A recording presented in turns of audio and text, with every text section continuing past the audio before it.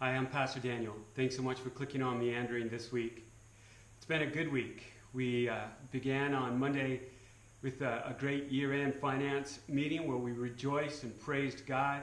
We had one of our members of our church at one point, after hearing about how God has brought us through a year where his people's generosity, loyalty, and support to the ministry of the gospel that we do together was very evident, and we just were so thankful. And one of our members, as I mentioned, stood up and led us in the singing of the doxology and praise and thanks to God.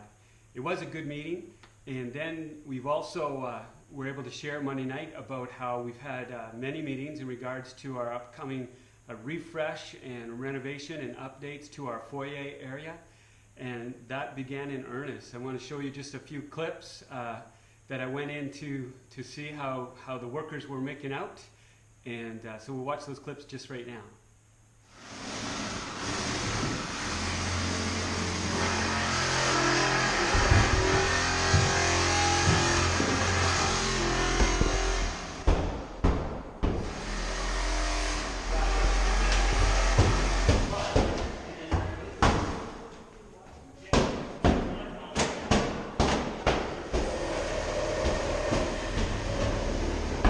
Say anything? Hello. Yeah. We're working hard. How is it going? We're working hard. Yeah, you guys are the supervisors? Supervising. Supervisors? Oh my word, well, look at this. We're just counting doors. Yes? See how many doors we have to make. Yeah. Well, There's more up the hall, but I think we can, if we don't change that color of that wall, I need to change the color there.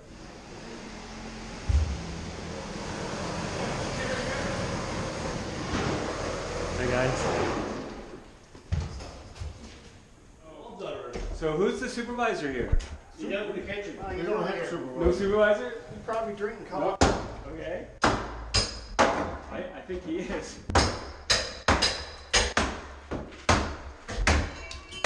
That's why he volunteered for the job. Okay.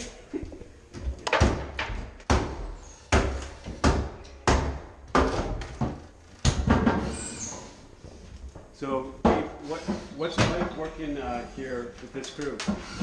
Yeah. Can I interview you here? It's not fun. No? It's not fun. It's not fun? What's the hardest part of it? This guy. This Parker? Parker. Parker, is he? Parker's a Parker. Is he? Parker. What? I can't imagine that. How's Parker's Parker? our safety supervisor. He's the safety. You guys have your steel toes and everything? Oh, yeah. Yeah? Parker's Parker's what? our spokesman. Is he?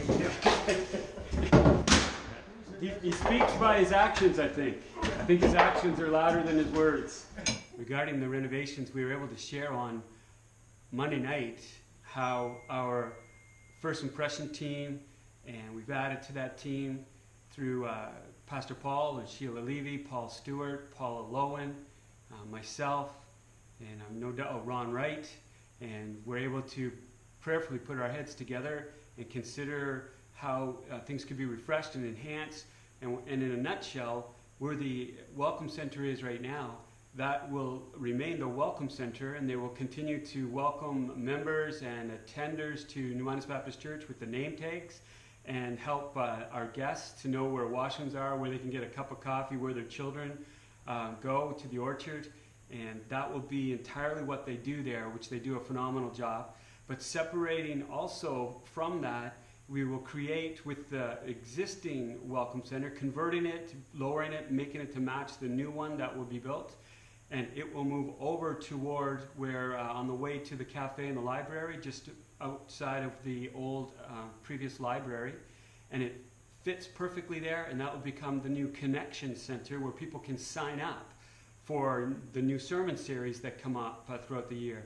Sign up for Alpha or for Greenhouse or for any number of things, as well as a place to receive donations for the ongoing ministries that we support in the area, such as the food bank and the pregnancy center, In From the Cold, and on, Open Doors. So that will be consolidated there, where it'll be a connection center, primarily a place to sign up and to receive help and information on the various ministries within our church.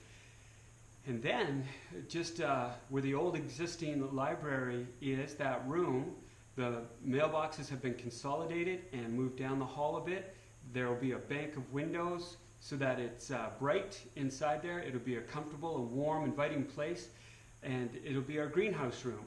Of course, we'll use it for other ministry endeavors throughout the week, but it'll be a room that is inviting and comfortable, with the bank of windows. When people stand up, you'll see them. When they sit down, they'll have some privacy. They won't look like they're in a fishbowl.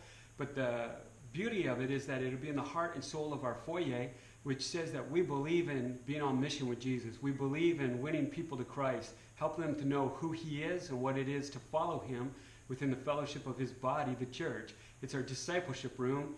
We call it the greenhouse room, and we're very excited about that. And then, across from that, of course, has been our prayer room. There's another room beside it. But it's been a good problem. There's all kinds of noise and fellowship going on around good cups of coffee. But it can be a little hectic and intimidating to go into that prayer room. So we're going to remove the door, and where the other door is into the other room, make it a little entryway, where immediately into that entryway you go to the left into that other room, but then you go, to the right to that other room, and then to the left into the prayer chapel. Well, I'll call it a prayer chapel, a designated place where there's a sacredness of, as much as we can, quiet and reflection, ponder, and prayer. And there could be other forms of meetings in that prayer chapel. Where the doorway will be moved in that hole before we close it in, as we close it in, we'll close it in around the shape of a cross, and the light from the window, the outside window, will shine through that cross. A dear brother who's involved in the prayer ministry in our church has incredible skills and talents. He also has one in regards to stained glass. So we'll look to his help in putting perhaps a crimson red stained glass in that cross shape area that will help designate a quiet place, a place where prayer, which we so believe in. Prayer is how the church really ultimately, the fuel in which God gives us, that we go forward in living out the vision that God has given us at New Minas Baptist Church. And then, if that were not enough, as you go into the cafe library area, some of you may know, and many of you perhaps do not, if you go down into the gym, down the stairs, and then immediately to the left, up some stairs, there are 2 washroom areas. But it's a little out of sight, hard to get at. So what this will afford us is the opportunity to, next to the cafe, open up a hallway that will go down into 2 new renovated, those existing washrooms will be converted into 2 family-friendly, wheelchair-accessible washrooms on that one level. So we think that's exciting as well, and very important for the fellowship in our church and in the future. So these are just some of the things really excited to share with you about this week, and we could never do it unless we had the support and the dream and the teamwork that we have at New Minas Baptist Church. We've been learning about David. This coming Sunday, we bring it to the concluding message, part 7. We've been looking at how David was a man after God's own heart, and that we want to have hearts after God. Last week, we saw how David just merely sighed. He longed for some water at the well in Bethlehem, and some of his closest friends and fellow warriors just went and broke through enemy lines, not even thinking about the risk to themselves so that they could honor their king. And I know that I'm so grateful to serve alongside of fellow followers of Jesus who love God so much. And all God has to do is just sigh and let us know what he wants to do in our church, and people go into action, just like they're doing now. So it personally encourages and lifts my heart, and I couldn't ask for a better blessing to be around a band of brothers and sisters who love the Lord. So I hope to see you this Sunday as we bring to conclusion. It's called Our Hearts of Maturity. Our Hearts of Maturity, as we see the close of David's life. And we trust that God's word will continue to speak loudly to us and how we can have hearts for God. Thanks so much.